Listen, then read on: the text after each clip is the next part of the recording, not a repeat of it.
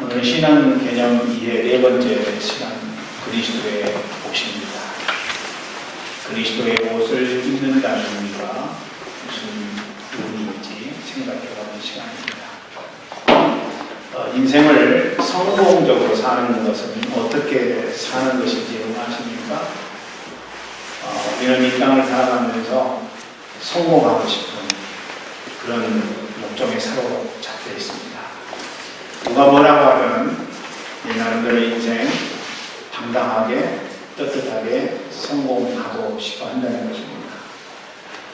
그런데 우리가 아무리 성경을 찾아봐도 인생 성공적으로 사는 것은 내가 원하는 목표에 이르고 내가 기대하는 것을 얻는 것을 성공이라고 말하지 않는다는 사실을 발견하게 됩니다.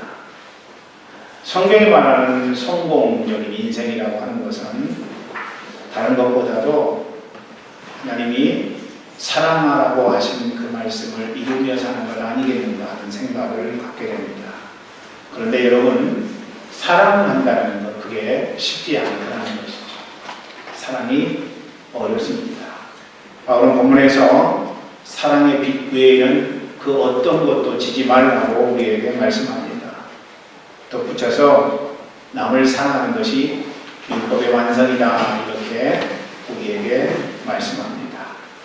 구약 성경을 보면은 613개의 계명이 있습니다. 여러분, 그러니까 구약 성경을 통해서 613개의 계명이 우리에게 주어졌는데 우리가 그 613개의 계명을 지킬 수 있습니까? 지키기가 어렵다는 거죠. 지킬 수가 없습니다. 모세는 이 613개의 계명을 10계명으로 줄였습니다. 10개의 계명, 613개의 계명보다 훨씬 줄어들었지만 그러나 10계명을 지키기로 우리는 쉽지 않습니다. 이 10개의 계명을 예수님은 2개의 계명으로 줄였어요. 2개의 계명이 뭡니까? 하나님을 사랑하고 이웃을 사랑하는 것입니다. 그리고 이 2계명을 한 계명으로 줄일 수 있는데 그게 뭔가? 그게 바로 하나님 사랑이라는 것이죠.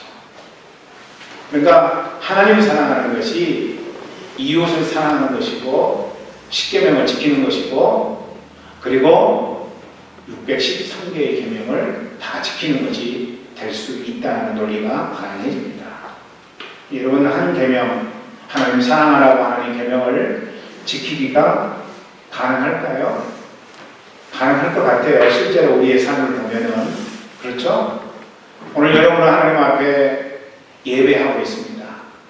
예배할 수 있는 것은 뭡니까? 그것은 하나님을 사랑하는 증표이죠. 하나님 사랑하는 까닭에 내가 놓을 수 있고 내가 내 나름대로 할 수 있는 일을 하지 아니하고 아까운 이 시간을 하나님을 위해서 드리는 것을 보면은 진짜 나는 하나님 사랑하는 하나님 자녀인 것 같다라는 생각이 분명히 들지요. 하나님 사랑하는 까닭에 새벽 기도도 하고 또 큐티도 하고 하나님 사랑하는 까닭에 하나님을 찬양하기도 하고 하나님을 예배합니다. 뿐만 아니라 하나님 사랑하는 까닭에 우리는 하나님 앞에 헌금도 하고 전도도 하고 그리고 하나님 앞에 성교의 마인드를 가지고 성교의 귀한 사역에 동참하기도 합니다.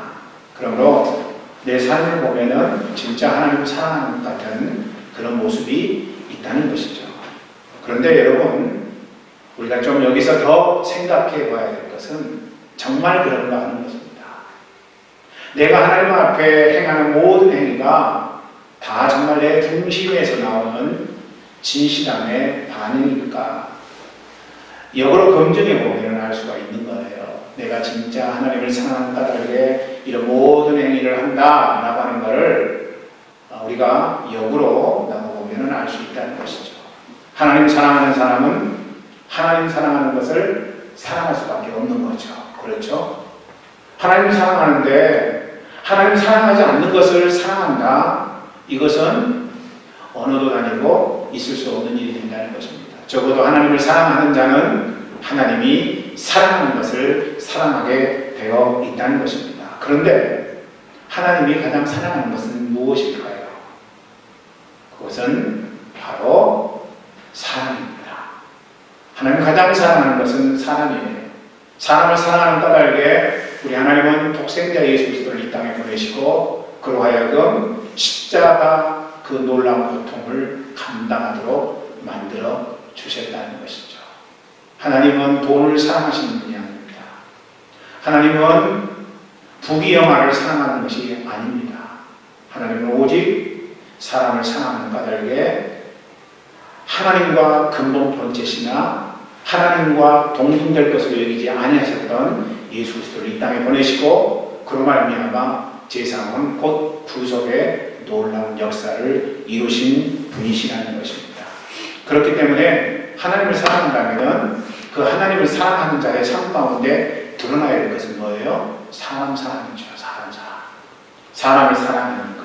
내 가족을 사랑하고 특별히 교회 안에 있는 형제자매를 사랑하고 내 주위에 있는 친구들을 사랑하고 여러분 이것이 바로 비례성의 법칙이라는 것입니다. 하나님을 사랑하니까 하나님 사랑하는 것을 나도 사랑합니다. 하나님 사랑하는 것은 사람인데 나도 사람을 좋아하고 사람을 사랑한다. 사람을 미워하지 아니하고 정죄하지 않는다. 이게 바로 하나님 사랑하는 사람의 삶의 법칙입니다. 그렇기 때문에 하나님을 사랑하면 사랑할수록 누구를 사랑해요? 이웃을 사랑하게 된다는 것입니다. 여러분 이웃 사랑하십니까?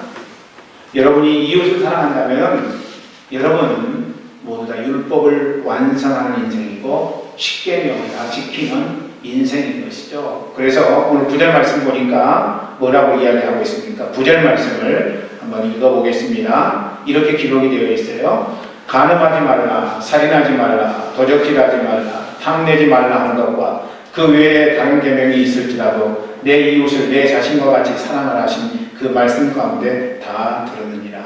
그러므로 내가 사람을 사랑하면, 이웃을 사랑하면, 우리 주위에 있는 신앙인들을 사랑하면 나아가 구약의 613개의 계명을 다 지키는 것이 된다. 여러분 이것이 바로 이웃사랑의 파급 효과가 되는 것입니다.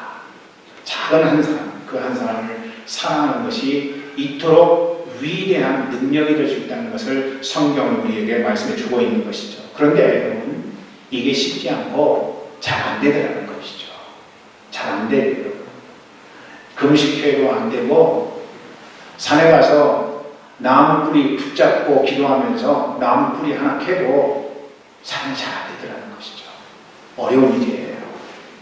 우리의 마음속에는 어떤 마음이 있습니까? 나 자존심 상하게 한 사람 동일하게 자존심 긁어주고 싶어요. 여러분 두 배로 괴로움을 주고 싶은 것이 우리의 이 마음속에 있는 바탕이라는 거죠. 악한 마귀가 우리의 마음 가운데 가라지를 뿌리고 갔어요. 그래서 좋은 마음이 아니고 악한 마음, 또 남이 고통받기를 원하는 마음이 우리의 마음 가운데 있다는 것입니다. 나에게 실망감을 준 사람, 그런 사람은 심리도 못 가서 발견 날을 기대하는 것이죠.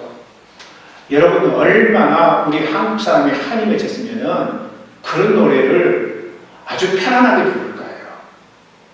나를 버리고 가시는 님은 심리도 못 가서 발견난다. 사실은 여러분 이런 노래는 안 불러야 정상인 것 아닌가요? 그런데 우리는 이런 노래를 전혀 꺼리낌 없이 부르고 있다는 것이죠.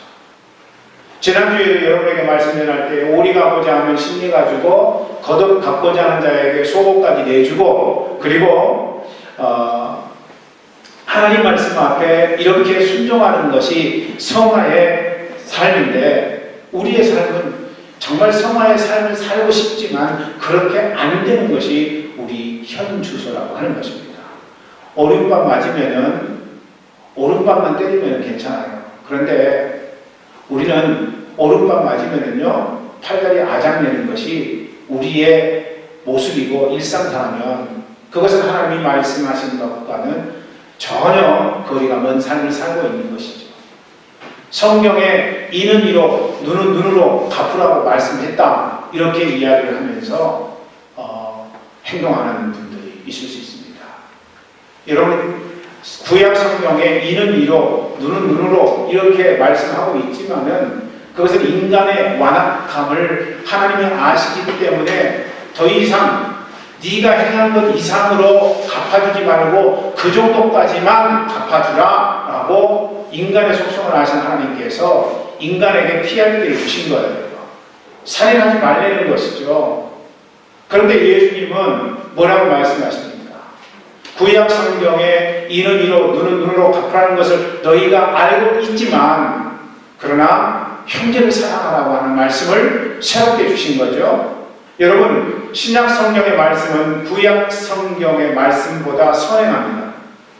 구약 성경에 아무리 기록된 말씀이라고 할지라도 신약 성경에서 예수님이 다시 율법을 완성시키기 위해서 주신 말씀이 있다면 우리는 구약에 있는 말씀보다도 신약에 있는 말씀을 먼저 준행하고 지키는 삶으로 나아가야 된다는 것이죠. 그런데 여러분, 아무리 성경에 그렇게 기록되어 있다고 할지라도 인간 능력으로는 사랑할 수가 없다는 우리의 연약함을 우리는 느끼고 보게 됩니다. 사랑은 예수님밖에 할 수 없다는 사실입니다. 바울이 자기를 죄인 중에 괴수라고 이야기를 하는데 그렇게 이야기하는 이유는 무엇입니까? 형제를 용서해야 되고 사랑해야 되는데 형제를 용서하고 사랑하지 못하는 반면에 오히려 정죄하고 심판하고 판단하는 자기의 연약함을 발견했기 때문입니다. 사랑해야 됨에도 사랑하지 못하는 나, 이게 오늘 인생을 살아가는 솔직한 우리의 모습이고 우리의 고백일 수밖에 없다는 것이죠. 그러기에 사랑한다는 것은 요하는 일일까요? 나는 인생이 원래 그렇게 생겨먹었기 때문에 나는 그냥 생기대로 살 거야. 여러분, 이렇게 고백할 수밖에 없는 것일까요? 정말 방법이 없을까요? 그것이 이제 오늘 우리가 생각해 볼 다섯 번째 신앙, 네 번째 신앙 개념, 바로 그리스도의 옷이라는 것이죠. 오늘 보면 그것을 이렇게 이야기합니다. 14절 보니까 이런 말씀이 기록되어 있어요. 오직 주 예수 그리스도로 옷 입고 옷 입으라고 이야기합니다. 무슨 옷을 입으라고 이야기합니까? 그리스도로 옷 입어야 된다는 것이죠. 여러분, 이것과 연관시켜서 고로새서 3장 12절부터 14절의 말씀을 보면은 그리스도의 옷을 입는다는 의미를 이렇게 우리에게 말씀해 주고 있습니다. 말씀 제가 읽겠습니다. 그러므로 너희는 하나님이 택하사 거룩하고 사랑받는 자처럼 긍휼과 자비와 겸손과 온유와 오래 참음을 옷 입고 누가 누구에게 불만이 있거든 서로 용납하여 피차 용서하되 주께서 너희를 용서하신 것 같이 너희도 그리하고 이 모든 것 위에 사랑을 다하라. 이는 온전하게 매는 띠니라. 여러분, 사랑의 띠로 하나가 되라고 하는 말씀을 우리에게 주신 것이죠. 여기서 이야기하고 있는 그리스도의 옷은 네 가지로 설명되어지고 있습니다. 첫 번째, 긍휼입니다. 긍휼. 다른 사람을 불쌍히 여기는 마음, 이게 긍휼이죠. 자기는 무엇입니까? 그 사람이 필요한 것이 무엇인가를 알고 그 사람의 필요에 대해서 민감하게 반응하는 것, 이게 바로 자비입니다. 그리고 겸손하라고 이야기합니다. 여러분, 그리스도의 옷은 겸손한 거예요. 내가 교만할 수 있지만 그 교만을 예수 그리스도의 거룩하신 은혜를 따라서 겸손함의 모습으로 응답하는 삶. 나보다 다른 사람을 더 낮게 여기고 내 할 일을 돌아볼 뿐더러 다른 사람들의 일을 돌아보는 것. 이것이 바로 하나님이 우리에게 허락하신 겸손이라고 하는 것이죠. 또 오래 참음이 그리스도의 옷이라고 이야기를 합니다. 그리스도의 옷, 그것은 오래 참음이죠. 우리는 이 땅을 살아가면서 참을 수 없는 삶의 현장 속에 늘 거할 수 있습니다. 우리 주님이 우리에게 부탁하신 것은 오래 참으라는 거예요. 조금 참아보고가 아니라 오래 참으라는 것입니다. 언제까지 참아야 될까요? 주께서 됐다고 하실 때까지 참으라는 것이죠. 그래서 베드로하고의 말씀을 나누는 가운데 7번 참으면 되겠습니까? 용서하면 되겠습니까? 그러니까 우리 주님이 하신 말씀은 70번씩 7번이라도 용서하고 참으라고 말씀을 해 주셨던 것입니다. 이 네 가지를 한마디로 함축해서 이야기한다면 그건 뭐예요? 바로 사랑이라는 것이죠. 긍휼과 자비와 겸손과 오래 참음은 한마디 사랑으로 표현될 수 있다는 것입니다. 그래서 이 네 가지 이유에 사랑을 더하라고 이야기한 거예요. 여러분, 긍휼하면서 사랑하라고 하는 거예요. 자비를 가지면서 사랑하라는 것입니다. 겸손하면서 사랑하는 것이고 오래 참으면서 사랑하라는 것이죠. 제가 2000년에 프라 한인교회 담임 목사로 부임해 왔습니다.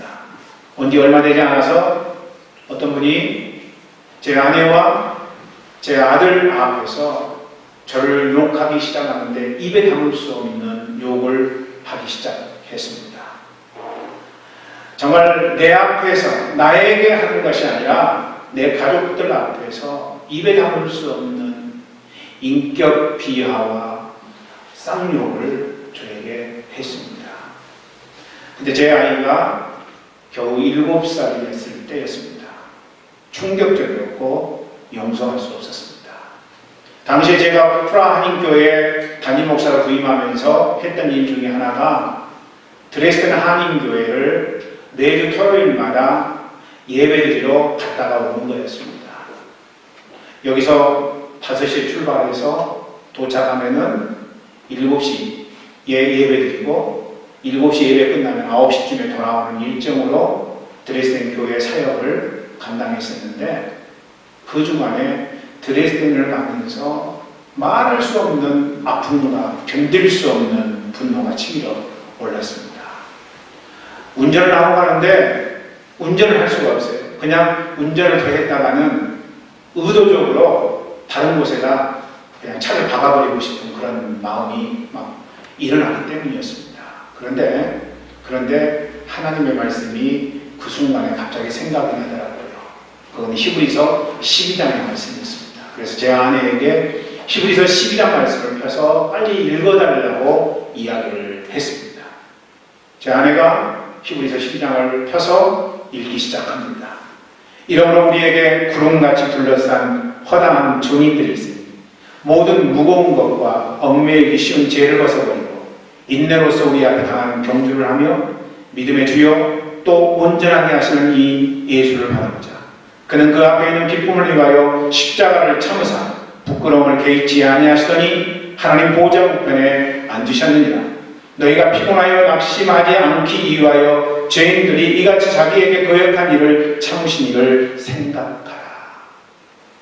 이 말씀이 낭독이 되는데 제 마음 가운데 정말로 하나님의 은혜가 물 흐르듯이 흐르기 시작했습니다. 그리고 분노의 마음, 걷잡을 수 없는 그런 제 마음을 하나님의 이 말씀이 잡아주기 시작했습니다. 눈물을 흘리면서 하나님의 평강이 제 마음 가운데 임하는 것을 경험하게 됐습니다. 예수 그리스도의 그 놀라우신 은혜로 말미암아 그 사람을 완전히 용서하게 됐습니다. 여러분, 히브리서 12장 말씀은 뭐라고 이야기합니까? 우리에게는 허다한 증인들입니다. 근데 그 증인들은 어떠한 증인들이냐? 부끄러움을 참으사 십자가의 기쁨을 인내함으로 얻은 자들이다. 여러분, 우리가 인생을 살다 보면은 사람들로부터 오는 부끄러움이 있어요. 괴로움이 있어요. 힘든 일들이 있다는 것입니다. 그때 우리가 어떻게 해야 되느냐? 십자가를 참사 온전한 기쁨을 주시는 하나님을 믿음으로 인내했던 예수님, 그리고 많은 신앙인들, 그들이 우리에게 구름같이 하는 증인들이 되므로 오늘 이 땅을 살아가면서 감당할 수 없는 상황이 닥칠 때 우리는 어떻게 해야 되느냐? 그들을 생각하면서 오늘 주님이 주실 기쁨, 그것을 참으라고 하는 사실입니다. 부끄러움을 참으시고 기쁨을 소유하신 예수 그리스도의 은혜가 오늘 우리의 삶 가운데 있도록 만들어야 된다는 것입니다.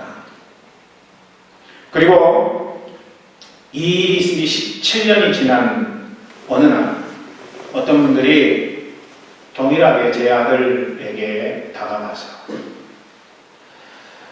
니네 아버지는 교회 돈을 횡령했기 때문에 네가 그것을 알고 아버지를 설득시켜라. 지금 아버지가 재정을 잘못 관리했기 때문에 경찰서에 구속되고 이 프라하 한인교회 교회당은 정부로 기속되게 되어 있다. 그러니 아버지를 설득해서 모든 권리를 운영위원회에 넘기도록 해라. 이렇게 이야기했다. 과연 제가 그분들 입장이라면은 그분들 자녀들에게 가서 그렇게 이야기했을까? 그것도 당당하게 있지도 않은 사실을 있는 것처럼 이야기하는 그것인데 어떻게 그렇게 이야기할 수 있을까? 진실인 것처럼 내 아들에게 가서 그렇게 이야기할 수 있을까? 저라면 그렇게 아무리 그것이 진짜여도 이야기 못할 것 같아요. 싸우고 다투더라도 당사자하고 싸우고 다투지 그 아들에게 가서 니네 아버지 이런 사람이니까 네가 설득시켜라. 이건 있을 수 없는 이야기죠. 나중에 제 아들로부터 그렇게 이야기했다는 소식을 들었어요. 그러나 흥분되지 않았습니다. 열받지 않았습니다. 왜냐하면 17년 전 감당할 수 없는 상황 속에서 하나님의 말씀으로 저를 위로하시고 그리고 주께서 주실 기쁨 때문에 지금 내 인생 가운데 있는 부끄러움을 참으신 예수님이 저의 주님이 되셨기 때문에 진실은 언젠가 밝혀지고 그리고 주어진 루머는 잠재워질 것이라고 하는 사실을 분명히 믿음으로 고백하며 내게 주신 이 십자가의 고통을 내가 감당하겠다고 하는 그런 마음이 있었기 때문에 그들에 대해서 분노하지 않았습니다. 그들에게 열받지 않았습니다. 그냥 하나님이 이것도 허용하신 것이라면 나는 감당할 뿐이고 하나님이 주신 길을 따라서 믿음의 응답을 하는 것 이것이 예수님 사람의 진짜 모습이다라고 생각했기 때문입니다. 2년이 지났어요. 여러분 다 드러나지 않았습니까? 다 드러났어요.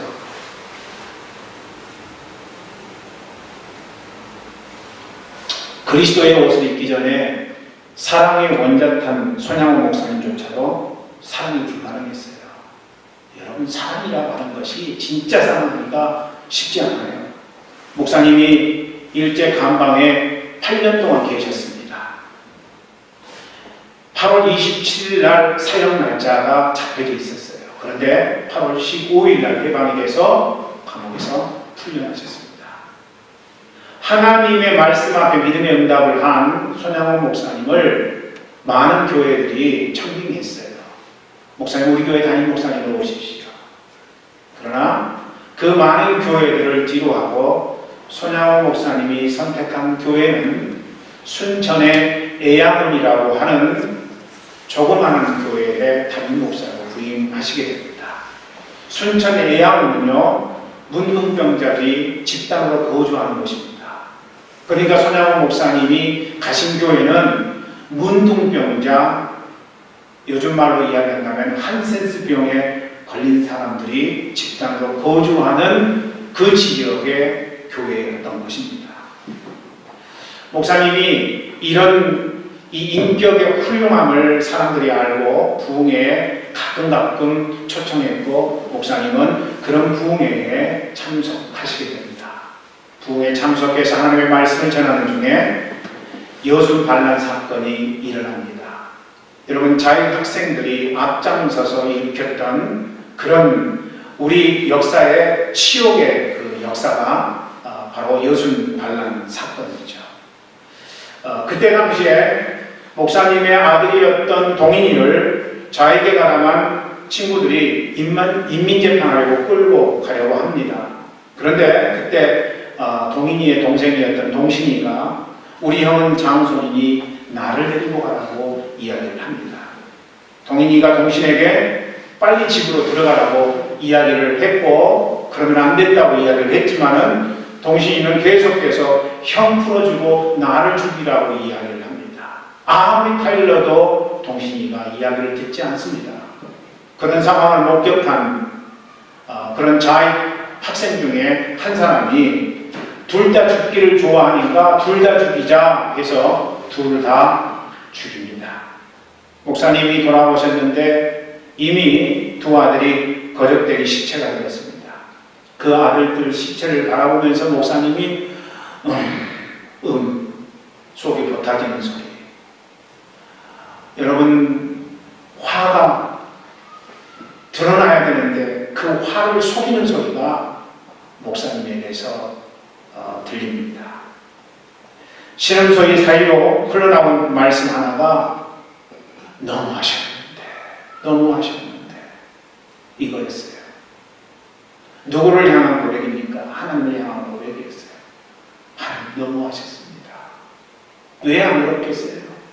두 아들이 정말 pit덩이 같은 두 아들이 피워보지도 못하고 고등학교 학생 상황 가운데서 죽음을 당했는데 여러분 어떻게 그런 고백이 나오지 않겠습니까?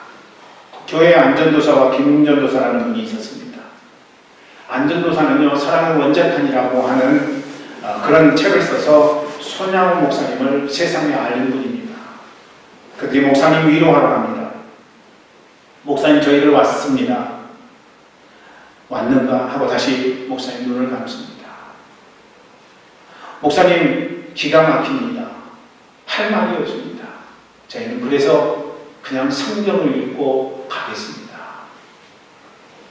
안전사님과 김전사님이 성경을 읽습니다. 로마서 8장 말씀이었어요. 우리가 알거니와 하나님을 사랑하는 자 곧 그 뜻대로 부르심을 입은 자들에게는 모든 것이 분명하여 선을 이루느니라. 28절의 말씀을 낭독했더니 목사님은 그 말씀을 듣고 아멘 하십니다. 하나님의 말씀은 계속됩니다. 누가 우리를 그리스도의 사랑에서 끊으리요? 환난이나 공고나 핍박이나 기근이나 적신이나 위험이나 칼날 우리가 종일 주를 이유하여 죽임을 당하게 되며 도살할 양같이 영을 받았나이다. 그러나 이 모든 일에 우리를 사랑하시는 이로 말미암아 우리가 넉넉히 이기느니라. 35절부터 37절의 말씀을 낭독했더니 목사님이 또 아멘 하십니다. 내가 확신하노니 사망이나 생명이나 천사들이나 권세자들이나 현재일이나 장래일이나 능력이나 높음이나 깊음이나 다른 아무 피조물이라도 우리를 우리 주 그리스도 예수 안에 있는 하나님의 사랑에서 끊을 수 없느니라. 38절 39절의 말씀. 이 말씀을 낭독했더니 손양호 목사님이 벌떡 일어나시면서 아멘하고 머리를 빗으시더라는 것입니다. 그리고 그 다음 주에 설교하십니다. 설교가 됐을까? 저도 같은 목회자이지만은 설교가 어려웠을 것 같아요. 하나님을 원망하고 하나님 앞에 이러시면 안 되는데 이런 마음이 들어서가 아니라 더 이상 사랑하는 아들이 이 땅 위에서 볼 수 없다는 이 안타까운 현실이 설교하기가 어렵게 만들었을 것이라는 생각을 갖습니다. 그런데 목사님 설교하셨어요.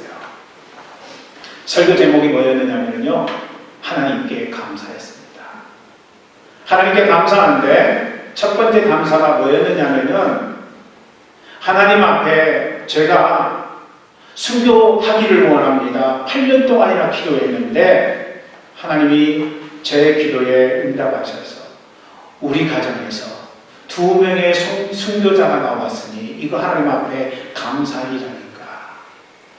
그것으로 하나님 앞에 먼저 감사했고, 두 번째 감사, 동인이를 하와이 고모댁으로 유학을 보내려고 했는데 하나님께서 동인이를 아시고 먼저 저 천국 좋은 곳으로 부르셨으니 이것도 감사할 일 아닌가. 인간 손양원은 감사할 수 없습니다. 감사할 수 없어요. 여러분, 자기 아들 2명이 죽었는데 어떻게 감사할 수 있겠습니까? 그러나 그 속에 살아계신 주님은 그로 하여금 감사하게 만드셨습니다. 반란이 다 평정한 이후에 목사님은 아들을 죽인 자를 자기의 양아들로 삼게 됩니다. 말 그대로 여러분 사랑의 원자탄이었습니다. 목사님도 미움은 미움이고 원수는 원수였습니다. 그러나 그 마음속에 사랑의 본체이신 주님께서 용서하도록 인도해 주셨습니다. 사랑은 안 되지만 내 안에 계신 예수님으로는 가능한 일인 것이죠. 여러분 오늘 능력의 주님이 여러분의 구세주이시고 주인 되신다는 사실을 믿음으로 고백하십니까? 믿음으로 고백하십니까? 네. 그렇다면 다시 일어나세요. 다시 일어나세요. 저는 여러분들이 다시 일어나기를 원합니다. 나를 여기까지 인도하신 주님이 내 주님이라면 포기하고 실망하고 낙심했던 그 자리에서 다시 일어나세요. 주님, 내 인생 살면서 감당할 길이 없습니다. 너무나 어렵습니다. 너무나 괴롭습니다. 이 땅 살아가면서 내가 경험되고 있는 일들이 감당할 수 없는 일입니다. 그래서 포기할 수밖에 없습니다. 여러분 만약 그런 고백이 여러분의 고백이라면 다시 일어나세요. 다시 주님 붙잡으세요. 주님 놀라운 사랑의 손길 앞에 여러분이 사랑의 띠로 하나 되기를 저는 간절히 소원합니다. 예수 그리스도로 옷 입다니요. 여러분들이 예수 그리스도로 옷 입기를 원합니다. 오늘 이 시간이 여러분을 사랑의 사도로 만드는 결단의 시간이 되기를 저는 간절히 소망합니다. 여러분에게 생각나는 한 사람이 있을 거예요. 그가 누군지 저는 알지 못합니다. 그러나 이 땅을 살아가 보면 누구나 다 한 사람 정도는 내가 받아들일 수 없는 도저히 용서가 안 되는 그런 사람이 있을 수 있습니다. 오늘 주님은 여러분에게 명령하십니다. 그를 사랑과 품고 용납하는 것. 이것이 되면 여러분 하나님의 영역 안에 여러분은 경험을 갖게 되는 것이죠. 하나님의 신의 영역 가운데 참여하는 은총이 있게 된다는 것입니다. 저는 우리 모두가 다 그렇게 나아가기를 원합니다. 이 시간 그렇게 결단하기를 원합니다. 하나님 앞에 찬송 올리면서 주님 내 안에 없는 사랑할 수 있는 능력 주세요. 나는 못합니다. 그러나 주님이 오늘 이 시간 사랑의 능력을 주시면 감당할 수 있음을 고백합니다. 주님 이끌어 주시옵소서. 이 시간 오직 주의 사랑의 매력 주님 앞에 찬송하기를